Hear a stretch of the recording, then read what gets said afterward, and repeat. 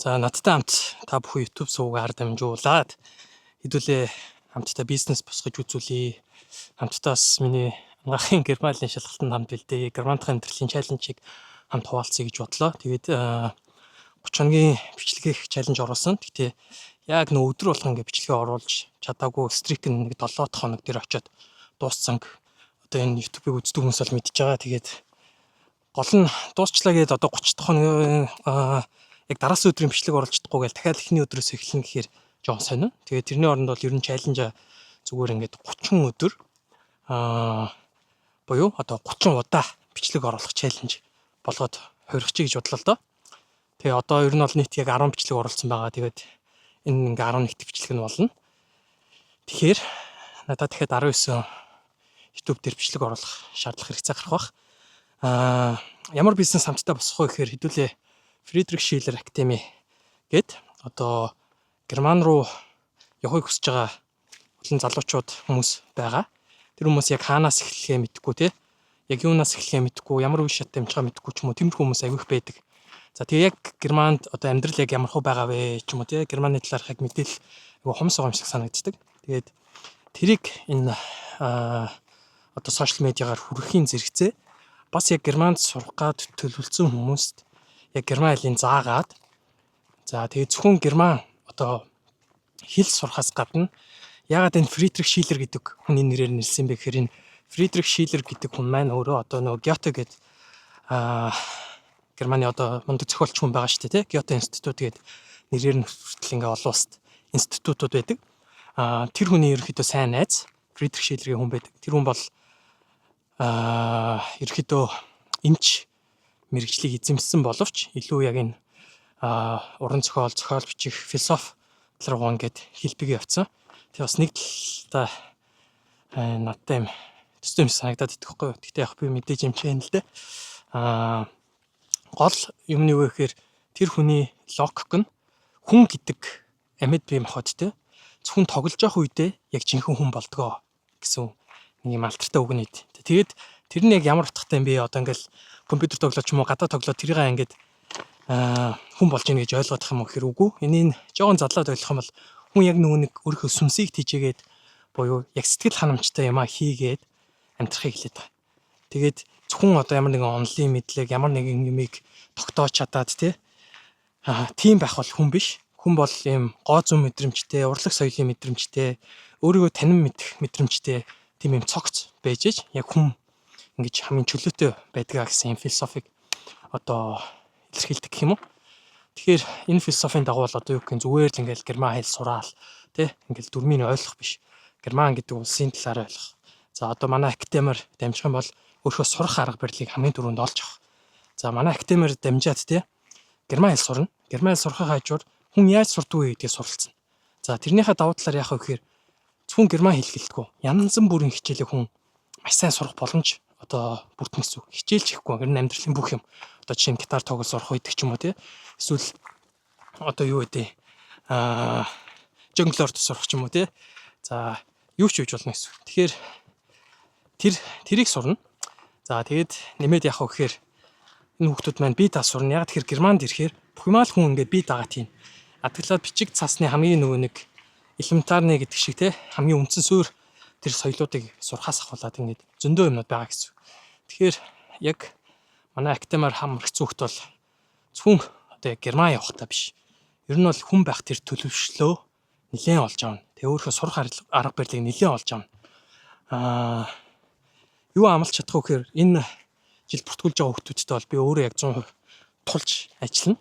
Тэгээ нийт бол ер нь 32 хүүхд авъя гэд төлөвлөсөн байгаа. Тэгээ энэ хүүхд болгонтойгоо тулж ажиллана. Мэдээж орох ч хүүхд маань бол өөрөө жоохон өөрөө нөө сонирхолтой байх хэвээр. Яг өөрийгөө сайжруулъя, сурах арга барилаа олъё, ямаа сайжруулъя, герман явъя гэд. Тэрнээс аав ээжийнхээ шалтгаалаар ороод ирсэн хүүхдүүд л бас сурахгүй. Тэгэхээр тийм хүүхдүүдийг бол авахгүй гэж бодож байгаа. За тэгэхээр нэг тим бизнес гэх юм уу юм хийх гэдэг байна. Яг энэ бизнесийн үнд цугцаа нь хаанаас гаралтай юм бэ, яасан бэ гэхээр ерөөдөө би 10 жилдээ байхдаа оюутан байхдаа танаа нэг юм боддог гэсэн. Энэ нэг хүн ер нь яаж сурд юм бол ягаад зарим нэгнээсээ он сураад, нэг муу сураад яг энэ дүн гэдэг чинь ямар учиртай юм, бид нар яаж шалгалт өгдөг ч юм уу би яаж илүү сайн сурвал би сурч чадах уу гэл зөндөө юм бодоод дэлхийн өнцөг болон бүрд ямар байдаг болмол гэж боддог байсан л да. Тэгээд яг хоо ер нь бол одоо ингээд дүгнээд харахад одоо ковид мовид зөндөө юм болоо AI гэж зөндөө юм болгоод байгааг харахад хүн угаасаа нэгдүгürt тасралтгүй суралцах юм байна. За суралцсна гэдэг бол ямар нэгэн зүйлийг чи өмнө өөр хийдэг байсан бол одоо нэг байрлалаар хийдэг байсан бол өөрөөр хийж сурахыг одоо хэлэн тэ. Жишээ нь хүнтэй гар барихыг хүн одоо нөх хөл дээр гიშгэж гар барихыг бид нэр хүүхд тохтой сурчдээ шүү дээ. Жишээ нь тэрийг одоо ингээд сурах юм. За саяныхаа амар муу жишээ. Хэдүүл арай өөр жишээ авъя. Ер нь бол чиний ямар нэгэн одоо юу гэх юм багш маань надаас нэг асуухт би мэдэхгүй байвал би тэрийг уншаад дараа нь багш асуухт хариулаад би ингээ мэдчихэж штэ. Тэр чи би энэ өөртөө өөрчлөлт хийгээд нэг юм ингээ шинээр сураад штэ. Тэгэхээр ийм байдлаар хүн суралцд юм байна. Ер нь бол ингээ тасралтгүй суралцд юм байна. Заавал эрдэнэ ном гэхгүй хүнтэй харьцах. Тэгэд ер нь тэгээд сурах гэдэг чинь те тухайн зүйлийг маш олон давтаж хийн, маш олон удаа хийн, ичхгүй хийн. Нүүр тулна, өөртөөгөө нүүр тулна, залхуутайгаа нүүр тулна. Тэгэл тэр залхуурлал нь хаанаас үстэй ингээл зөндөө юм надад бол та. Тэгээд энэ талаар угаасаа тухтай бичлэг оруулна гэж бодож байгаа. За тэгээд манай сургалтыг ядсан дамжиж байгаа энэ 32 хүүхэд маань Герман явахгүй ч байсан болно. Таглаад юу сурах уу гэхээр яаж Герман одоо ямар ч хэлийг тий жишээлбэл яаж сурвал үр дүнтэй байдیں۔ За хоёрдугаарт ингээд яг бичиг баримтны соёл энэ ч одоо ажилд ороход ч тэр ер нь насанд хүрэхэд ч тэр хамгийн чухал скиллүүдийн ур чадрын нэг хамгийн суур ур чадрын нэг. За дээрэс нь ажлын ярилцлаганд орж үзсэн. Тэ Германд дэдэг хүнтэй яг яриад германаар яриад ажлын ярилцлаганд орж үзсэн. Тэгэхээр эн чинь нэг өөрийгөө илэрхийлж ярих гэдэг чинь тэ. Тэгэхээр энэ бас айгүй чухал гэсэн. За тэгээд өөр ямар ур чадвар сурах вэ гэхээр одоо юм level up буюу одоо юм одоо манай суралцагч нар маань сурж байгаа хугацаанд ингээд тодорхой үе шатуудыг ингэж дамжиж одоо ийм скиллүүдийг сурлаа гэдэг ийм үе шатыг дамжиж явна. Тэгээ тэр нь аягүй сонирхолтой байна. Ерөөдөө зарим зүйлийг ингээд нууц олгоод яг суралцах хүмүүстэй зориулаад үлдээчээ. Тэгээ ер нь бол ямартайч баттай аягүй их юмнуудыг бол сурах бүрэн боломжтой байгаа.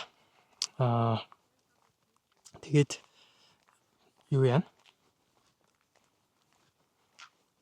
За нөгөө нэг юм энэ чанелээр ер нь юу гэж бодож байгаа вэ? За тэгээд одоо эн чинь ингээл нөгөө нэг бичлэг бэлдэн, маркетинг хийн, хүүхдүүдтэй заана, үр дүнгийн үнэлнэ гэл зөндөө процесс өрнө ш. Тэгээ энийгээ би яг нэг жил ингээд энэ чанелээр дамжуулаад бас хуваалцъя гэж бодлоо. За нөгөө нэг юм нь болохоор одоо би Германд ирээд ер нь бол 2 дахь жил рүү төгч чинь. Тэгээд нэг жилийн хугацаанд бол контент гээл наашаа цаашаа гээл тэгэл тэр юм маань айгүй асуудалтай ингээ байж байгаа. Яг хилээ шамдаж сурч чадаагүй. Тэгээ одоо бол би хилээ сурахгүй бол бүр ингээд яг явахгүй цэг дээр очиж байгаа. Нэгдүгээр имч болно те. Имч хүн өөрөө германаар маш чөлөөтэй ярих хэрэгтэй. Хоёрдугаарт би Германд энэ ямар нэгэн бизнес юм хийхин тулд герман хэлээр чөлөөтэй ярьдаг байх хэрэгтэй.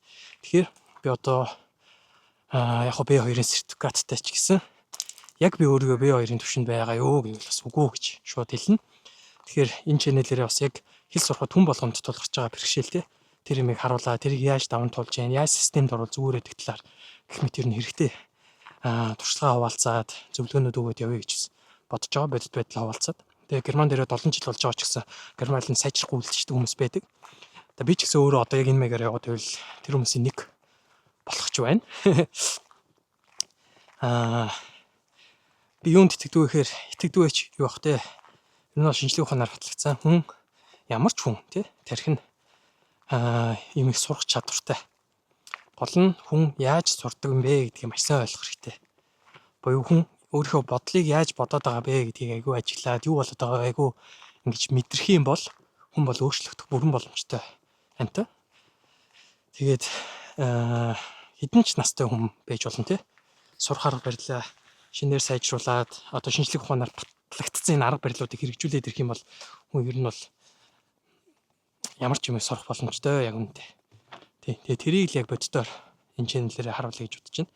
Тэгээ 3 дахь бас юм байгаа нь юу гэхээр энэ эмчтэй холбоотой юм. Бич нөгөө нэг Монголын эрүүл мэндийн одоо өвчлөл амар штэ. Ер нь бол хавдар нэлээд өндөр зүрх судасны өвчний нас баралт энэ өндөр. Одоо жишээлбэл би өөрөө хеликобактертэй. Тэгээ хотоодны архаг өрсөлтэй. Би арх тамхи бол ингэж хэрэгэлдэггүй. Одоо ялангуяа тамхи бол татдаггүй, архийг бол хэтрүүлж хэрэгэлдэггүй. Хаяа тий ганц PM ингээд баяр ёслоор уух уу бол байна. Тэгээд одоо нэг айхтар халуун ногоотой хоол ч юм уу, хуурсан арьсан юм ингээл байнга идэх тахгүй гэдэг ч юм уу тий. Тэгээ би ч өөрөө ангаах төгссөн ингээл өөрөө юмч миний одоод гайгүй бах мах гээд бодоо яваадсэн чи харин дурн гэрмийнхоос өмнө хотоодод дуран дуусчаар хотоодны архаг өрсөлтэй болж таардیں۔ Тэгээд шилтгаан нь хеликобактер. Тэгээ монголчууд бол ер нь хотоодны ор товтроор дэлхийд өвчлөлөөрөө нэг одоо хүн амт ногдох хэмжээгээр өвчлөлөөрөө нэг насварлалтаар нэг ба. Тэгэхээр энэ бүх өвчин юмнууд тодорхой хэмжээнд хүн өрчлөн сэргийлэх боломжтой. Тэгээ энийг одоо тий эрүүл мэндийн боловсрал олох байдлаар хүмүүст хүргэе гэж боддог. Энийгаач бодоод анх 2020 онд одоо Gen Z Lab гэдэг контент хийдэг гүйцэн байгуулад хамтран үүсгэн байгуулаад ингэ явж исэн. Тэгээ тэрийг бол мэдээж буцаж байна. За тэгээд энэ зорилготой маань уялдаад бас гэрээрээгээд нэг төсөл хэрэгжиж байгаа. За энэ төслийнхоо бас үйл явцнаас та бүхэнд хуваалцаад явнаа гэж бодож байна. Тий. Тэгээд анхны нөгөө бичлэг хийжсэн яг замаараа одоо би ингээ алхах явж байна л да. Эхний өдрийн бичлэг 30 хүрээд 30 оны чаленж хийх хүслээ гэдэг. Одоо тэртэйг харьцуулахад бол хамаагүй их юмнууд хийцэн байна. Пэйжүүдээ нээсэн юмнууд маань нэлээд зэгцрээд эхэлсэн. Мэдээж тодорхойгүй юмнууд байгаа. Гэтэ бизнес гэдэг бол ингээл шууд одоо амьдрал дээр ч гэсэн адилхан. Ер нь бол 100% ингээл бүх юм тоочны тодорхой яг тэр хүснээр төлөвснөр явахгүй гэж болно. Гол нь урагшаа алхаад ах хэрэгтэй. Урагшаа алхаал за хаашаа зүг байна гээл ингээл багаар алхаал хийгээд ах хэрэгтэй гэдэг аягүй сайн ойлголоо. Тэгээд би ер нь бол толгоондоо аягүй их ингээ удаан амьдраад идэх хүн юм байлээ. Тэгэхээр одоо толгоондоо ингэж удаан бодлоо ингэж хадгалахгүйгээр шууд толгоонд орж ирсэн бодлоо шууд үйлдэл болоод хэрэгжүүлээ гэж бодлоо. Одоо юу гэх нэг тим юм яриа тим бичлэг хиймээр ингээл бодоод байх шүү дээ. Шууд тэр бичлэгээ хийгээд илэрхийлээд цацаад дараа наа гэсэн үг. За тийм өөртөө ерөөдөө үнэлэлт өгөө байж гин. Тэгээд Vertage Journey-тэй маань хамтаагаар хэдүүлээ 1 жилийн хугацаанд яаж өөрчлөгдөж болохыг ингээ хамтдаа харцгаая. Тий. Тэгээд энэ бичлэг хийж тий одоо энэ YouTube-ыг хинч үзэхгүй ч болно шүү дээ. Гэтэ адглаад би өөрөө буцаагаад ухраагаад үзэх юм байл. Би ч сая бас өөрийнхөө нөгөө Facebook, Instagram 10 хэдэн жил ингээ ашиглаж байсан юм хакертуулаад тэр чигтээ disable тустаад дахиад сэрэхгүй ингээ устцсан. Тэгээ яг датагаа татчих авч болд юм лээ.